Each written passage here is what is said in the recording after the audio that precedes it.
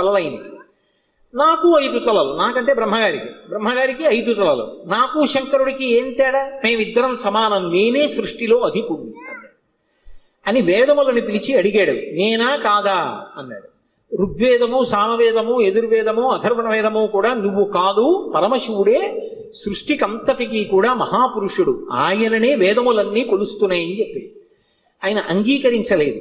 ఆయన అహంకారం తగ్గించడానికి శంకరుడు సభలోకి ప్రవేశిస్తే ఒక్కొక్కసారి అతిశయం, గర్వం అనేటటువంటిది కలగకూడదు, కానీ అది కలిగితే ఎంతటి వారిని కూడా ఎలా పడగొట్టేస్తుంది అన్నదానికి ఈ ఆఖ్యానాలన్నీ వస్తాయి. రామకృష్ణ పరమహంస ఒక అద్భుతమైన మాట చెప్పేవారు. ఒకప్పుడు ఒక మహారాజు గారు ఒక భద్రగజం మీద ఎక్కి వస్తున్నాడు. భద్రగజం అంటే ఎంత ఉంటుంది? గురువాయూరులో రాత్రి కృష్ణుడి ఆలయం చుట్టూ ప్రదక్షిణం చేస్తాయి ఏనుగులు, అందులో భద్రగజాలు వస్తాయి. భద్ర అనే జాతి